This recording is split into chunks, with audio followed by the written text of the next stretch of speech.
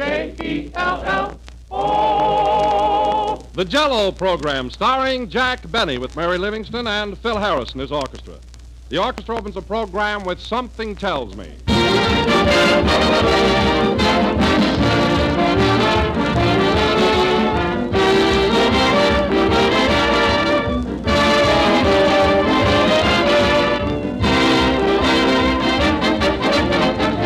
This is that restless time of the year when most of us want something new, something different. Well, if you have that urge to discover new things, all you have to do is step into your own kitchen and open a box of Jello. Right away, you'll think of dozens of delicious new things to eat. Jello desserts, Jello salads, Jello relishes. All with a tempting springtime freshness that's a treat for any tongue. For Jello brings you that delicious extra-rich fruit flavor, deeper, truer, more satisfying. A flavor that rivals the juicy, ripe goodness of fresh fruit itself. And to start you off in your career of new and inspired dishes, you'll find attractive recipes on every package of Jello. Strawberry, raspberry, cherry, orange, lemon, and lime. So if you want to discover a brand new repertoire of swell things to eat, stock up with Jello tomorrow. Look for the big red letters on the box. They spell Jello.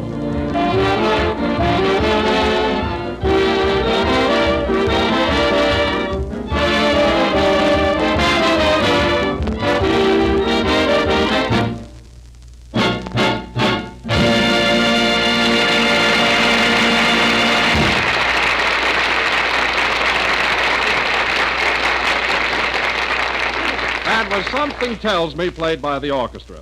And now, ladies and gentlemen, we bring you a man who has just become Beverly Hills' latest taxpayer and homeowner, Jack Benny. Thank you, fellow residents. Yes, sir. Jello again. This is Jack Benny coming to you through a second mortgage.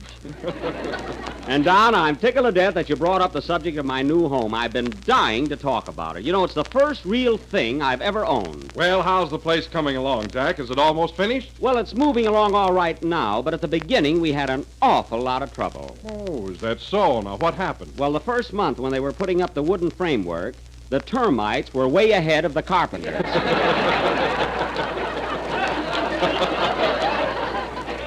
Oh, they were hungry little devils, you know? Yes, indeed, those termites are vicious. Why, they'll eat the lumber as soon as you put it up. Put it up nothing. These babies used to run down the street and meet the truck.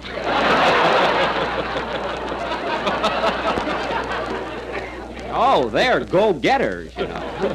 By the way, Jack, who's your architect? Oh, a fellow by the name of Carlton Burgess. He's very clever, Don, but a bit stubborn.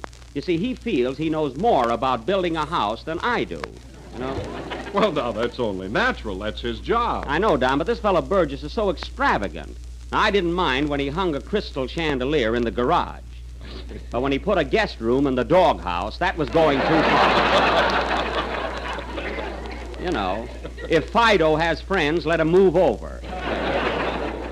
But I guess you have to expect those things, you know. Say, Jack, are you going to have a swimming pool? What's that, Phil? I say, are you going to have a swimming pool? Oh, sure, it's already built. And that's another thing Burgess went overboard on. I asked for a little place where I could wade. I wish you could see the size of the swimming pool he built for me. How big is it? How big? Well, there's a lighthouse in it. That's how big it is.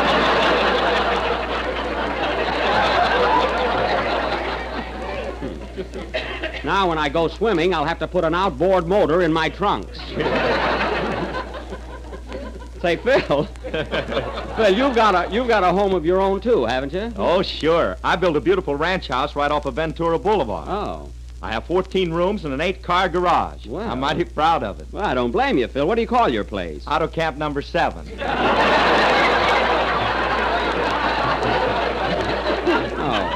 Well, of course, mine is going to be a private home, naturally, you know. Hello, Jack. Oh, hello, Mary. Say, I want to thank you for helping me out, doing so much shopping and everything. Did you pick out the wallpaper for my dining room yet?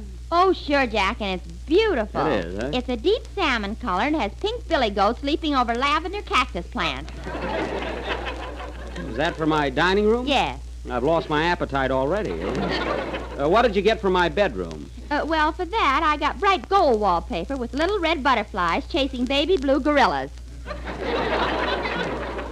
And there's an American flag spread all over the ceiling. That's fine. I'll have to sleep standing up. See, what else did you get? Now for the doghouse. Mary, I don't want wallpaper in the doghouse. Fido doesn't need such ritzy surroundings. Well, he entertains more than you do. Well, he's a good mixer. Anyway, I like that. He's a good mixer. Anyway, thanks just the same, Mary, really. Say, Jack, I'd like to drive out and see your place sometime. Is it a nice neighborhood? No, that's a silly question. Why, sure, certainly, I'm in a swell neighborhood, ain't I, Mary? I'll say. Listen, Don, you know Ginger Rogers, the movie star, don't you? Oh, yes, Mary. Well, her uncle buys fish at the market right next door to Jack's house. Uncle, it's her brother. That's even closer. And, Don, as a special tribute to you, I'm going to have a bed of red tulips in front of the house that spell out Jello. Jell-O. Well, now, that's a lovely gesture, Jack, but why don't you also spell out the 6 delicious flavors? Oh, come now, Don. That would run into tulips, But it's a thought anyway. Oh, hello, Kenny. Hiya, Jack. Hello, Don. Hello, Kenny. Hiya, Mary. Hiya, Phil. Hello. Well, we're all here. Yes, we're all here, Kenny. In fact, we've been here since the program started. Where were you? Well, I was driving in from my place through Beverly Hills. I passed a bunch of carpenters building a house. Oh, boy, what a screwy place. Well, what are you fellas laughing at? It probably wasn't my house. No, this is right next to a fish market. That's Jack's place, all right. Now, wait a minute, Phil. That doesn't mean it was my house. There are a lot of fish markets. Say, Kenny, was there a Turkish bath on the other side? Yes, there was. Wiggle out of that, Jack. Say, maybe it was my place. What were the carpenters doing, Kenny? Were they busy? I'll say they were selling lumber. Selling lumber? I've warned them time and again. Mary, get me Mr. Burgess on the phone right away. Play, Phil. I'm going to get a bloodhound, so help me.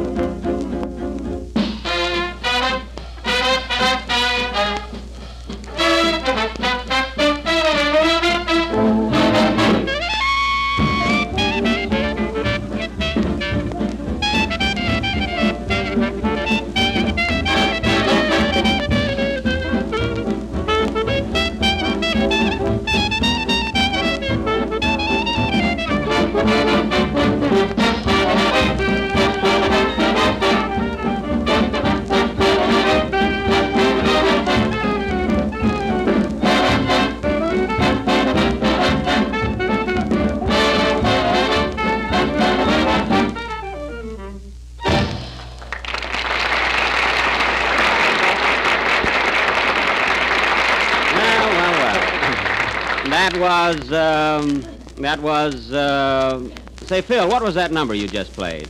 Just a minute, Jack. I'll ask one of my boys. Hey, Frank, what was that number we just finished? Oh, that moon's here again.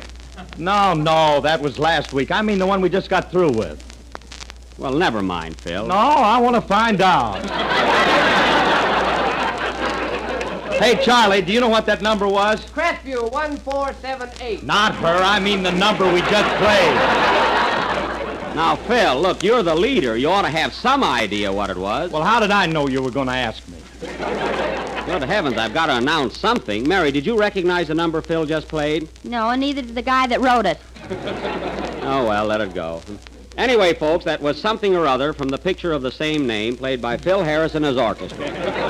And very good, Phil.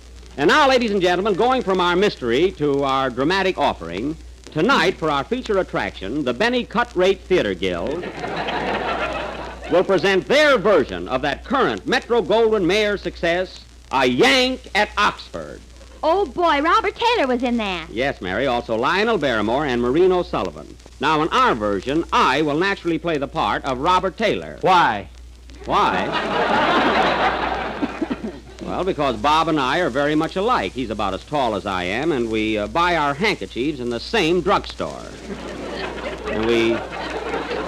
Oh, really, we do. And we even like the same girl, Barbara Stanwyck. Only he goes out with her. Is that so? Say, I could get a date with Barbara Stanwyck, too, couldn't I, Mary? You couldn't get a date with Barbara Fritchie.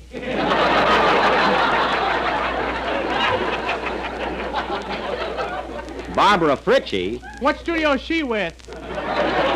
18th Century Fox, and keep still. Now, getting back to our drama, I will play the part of that track star and all-around athlete, Robert Benny, better known as Speedy. And Mary will be Maureen O'Livingston, my sweetheart. Say, Jack, who's going to play your father? You know, Lionel Barrymore's part. Well, I'll tell you, Mary, I've been trying to get Lionel Barrymore himself to play it. I've been sort of fishing around for him, but so far, no luck. Why don't you put some money on the hook? Well, don't tell me how to run my business. Anyway, I couldn't get Lionel Barrymore, but I did get a fellow who I think can handle the role very well, Mr. Lionel Kvetz. Is he here yet? Here I am, Mr. Benny, just raring to go. Now, Mr. Kvetz, you're sure you can play the part of my father all right, huh? Well, I played Hamlet, and your old man ain't no better than he is. Oh. Well, then I guess you'll do, huh? But there's just one thing, Mr. Benny. What's that? I've been listening to Fred Allen, and according to what he says, I think I better get paid in advance. Well, let me tell you something, Mr. Kvetz. Fred Allen should be the last guy in the world to say that I'm cheap. Why, is he that way, too? Now, listen.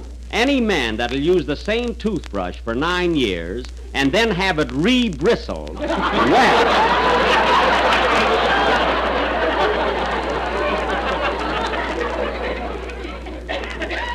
Well, Gee whiz, he can't be that bad. he can't, eh? Now, you may not believe this, Mr. Kvetz, but Allen makes his own underwear out of old flour sacks. His shorts have swan's down stamped on them. Is that a fact? Absolutely. I kicked him in the pants one day and started a dust storm.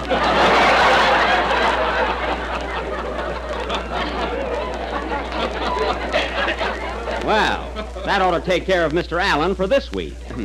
And now that our play, A Yank at Oxford, is all cast, we will go on with it immediately after Kenny Baker's number. What are you going to sing, Kenny? Good Night Angel from Radio City Revels. Oh, from Radio City Revel. Say, Kenny, you're in that picture, aren't you? I don't know. I haven't seen it yet. Oh. Well, you ought to know whether you made a picture or not. Well, I know I was in the Golden Follies, by gosh. Well, how do you happen to remember that? A lamp fell on me. Oh, well, brush the glass off your head and sing your song, will you? Okay. Sing, Kenny. Now, let's all concentrate now and get in the mood of our play, everybody.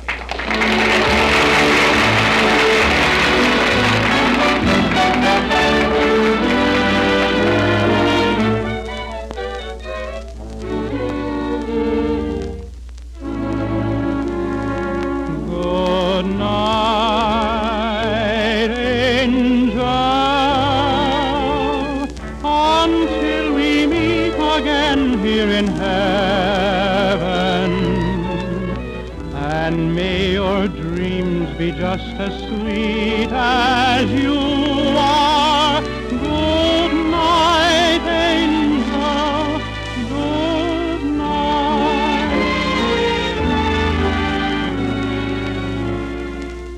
The stars are blinking in the blue, and it's time to say good night to you.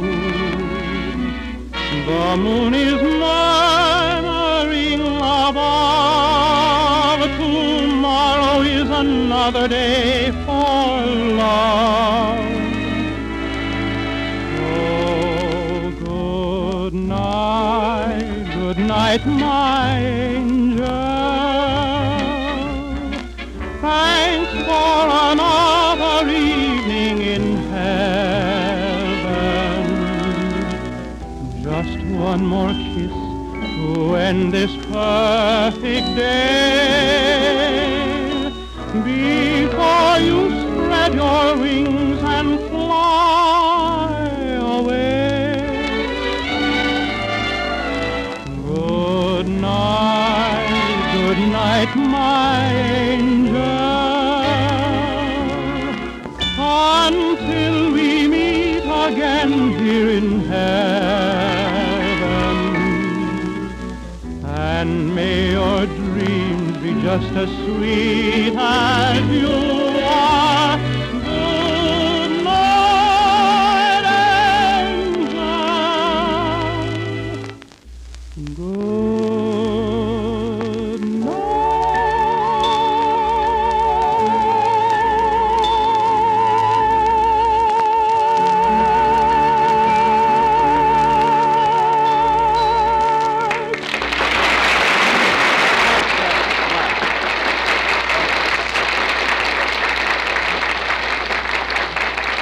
That was Good Night, Angel, sung by Kenny Baker. And now, ladies and gentlemen, we're going to present Well, our... wait a minute, Jack. Am I going to be in a play tonight? Oh, sure, Kenny. You're going to be a young Englishman. Why can't I be a professor at Oxford?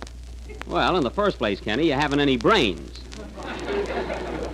And in the second place... That's enough. I think so. And now, folks, we are going to present our dramatic highlight of the evening, our own little vehicle, a Yank at Oxford, or a Cluck in Waukegan.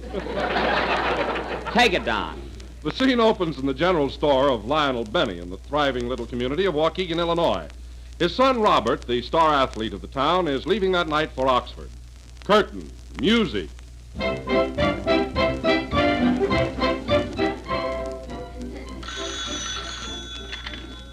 Hello? Waukegan Emporium? Yes, Mrs. Smith? Yes? All right, I'll tell him. Goodbye. Oh, Dad. What is it, Speedy?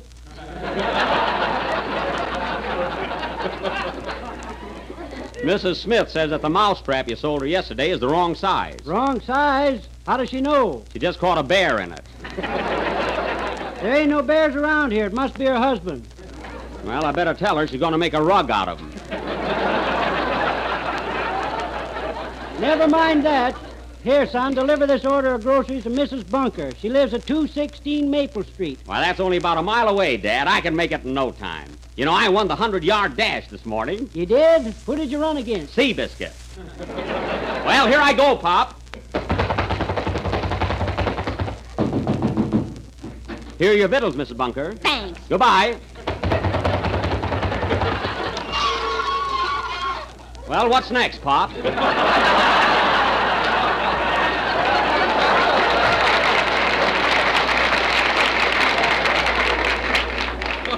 Well, doggone, Speedy, you made that pretty fast.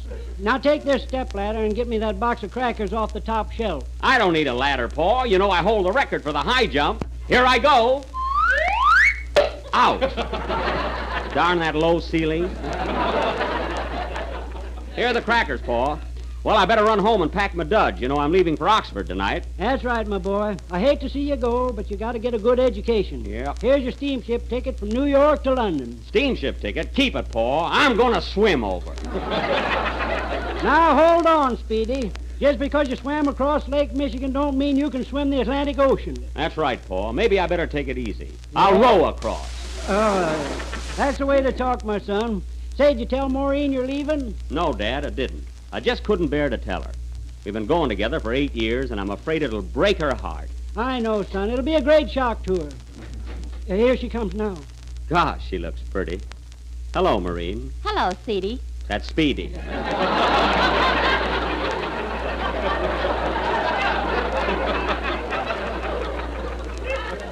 Gee, you look sweet, Maureen. You're always so classy and stylish. How do you like this new dress I knitted? Oh, it's beautiful. Turn around. Let me see the bag. Oh, no, it isn't finished yet.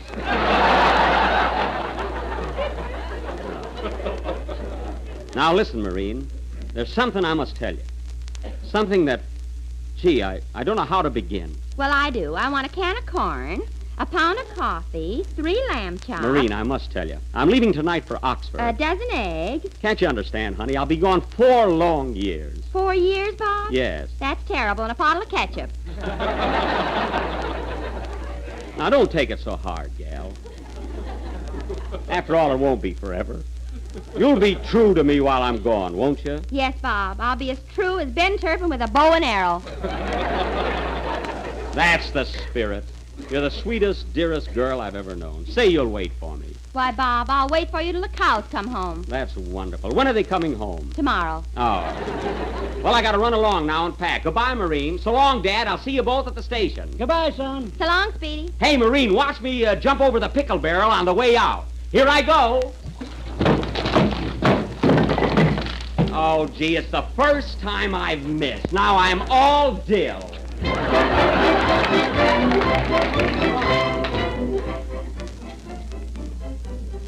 We now take you to the railroad station where the whole town has turned out to see Speedy off.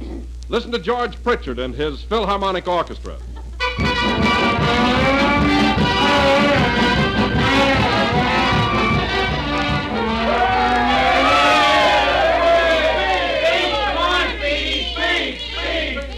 Well, friends, as you all know, today I am bidding Waukegan adieu. I may not be the best student at Oxford, but I'll win every athletic event from ping pong to screeno. Hooray! Thanks, friends, and I'll be seeing you in 4 years. Hooray! Of course, I may come back sooner. Ooh. But I doubt it. Hooray! Well, so long, Paul. Goodbye, my boy. Take good care of yourself. Well, Marine, aren't you going to kiss me goodbye? I'll say I am. And aren't you gonna miss me, honey? I'll say I am. Gee, it looks like rain. I'll say I am. Oh, stop already. I think I am. Well, goodbye, darling.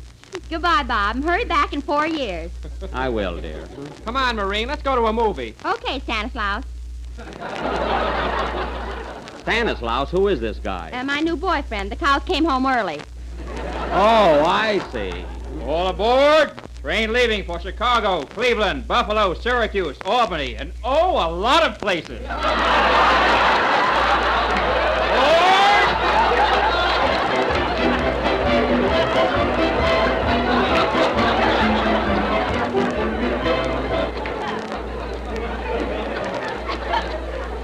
We now take you to the middle of the Atlantic Ocean where we find Speedy Betty in a rowboat headed for dear old England.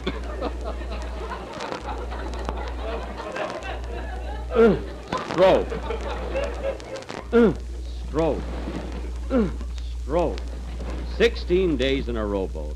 Gee, I wish that shark would stop following me. What do you want, shark? A cup of coffee, a sandwich, and you. Stroke. Stroke. Oh, another boat. And look who's out there. Hello, FD. You're fishing kind of far out, ain't you? Stroke.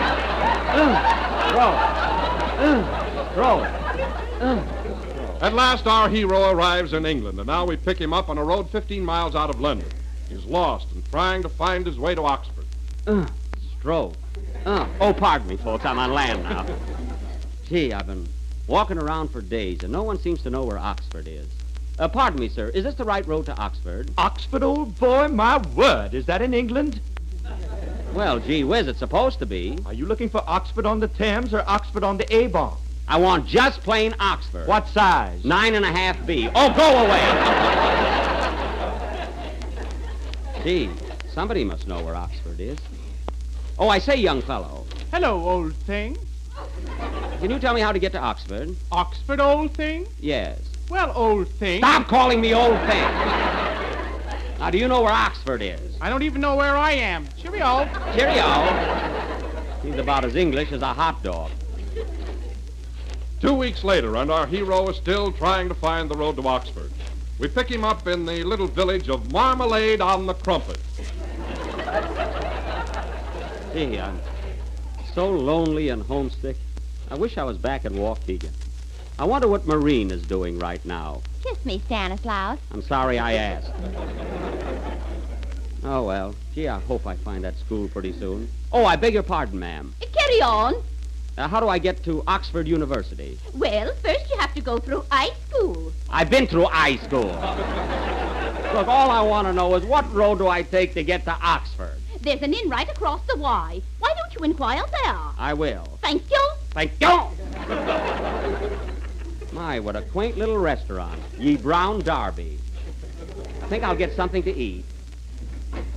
What ho, so heavy fish and chips, another customer. How'd you do? How'd you do? I'd like a ham sandwich, please. Sorry, and we a glass haven't of any milk. ham, sir. What's that? Beg pardon?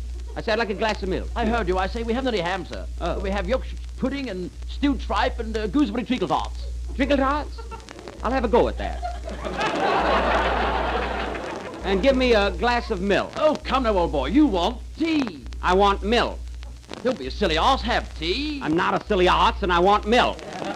Now, you give me milk, or I'll tell Anthony Eden on you. Say, Lord love the duck, give over. How about Jello for dessert? Jello? That'll be ripping. Well, there it comes in 6 delicious flavors, you know. Strawberry, raspberry, cherry, orange, lemon, and limey.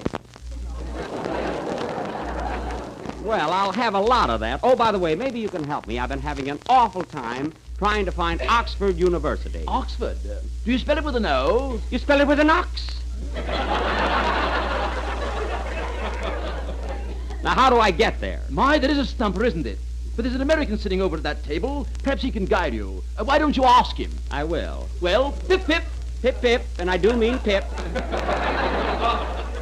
Pardon me, sir. You're an American, aren't you? Yes, I am. Well, maybe you can help me out. Do you know where Oxford is? Why, certainly. I just came from there. Oh, thank heaven. Now, how do I get there? Well, you go right down this road until you come to a big stone mill. Uh-huh. And then you friend see the bar to state me, the ram see the bar to right.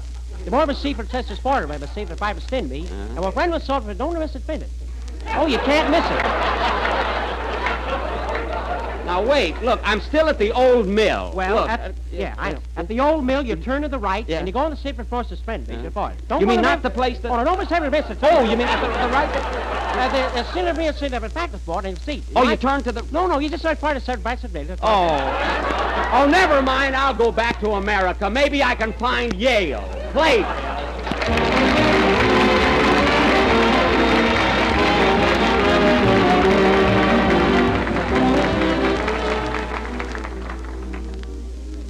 Here's a way to give your family a cheerful springtime dessert tomorrow night. A swell new dessert that's quick and easy and sure to come out perfect. It's called Red Cherry Cup, and it's made with glowing cherry jello and canned red cherries.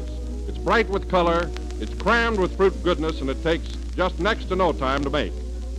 Dissolve 1 package of cherry jello in hot water and chill until slightly thickened. Then fold in 2 cups of seeded canned red cherries, turn into individual sherbet glasses, and chill until firm. Serve as is or topped with whipped cream. Either way, you've a prize winner. For cherry jello has a lovely crimson color and such a delicious extra-rich fruit flavor that it's hard to tell where the jello stops and the cherries begin. Just be sure to make your Red Cherry Cup with genuine jello, for jello brings you that tempting extra-rich fruit flavor. Order some jello tomorrow and try this grand dessert.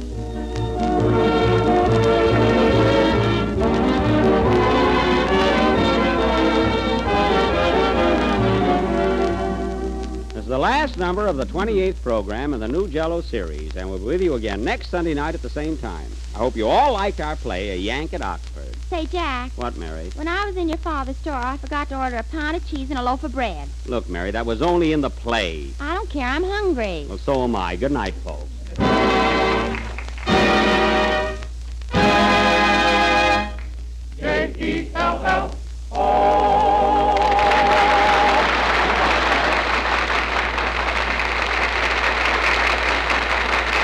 Kenny Baker appears on the Jello program through courtesy of Mervyn LeRoy Productions. This is the National Broadcasting Company. Okay, boy.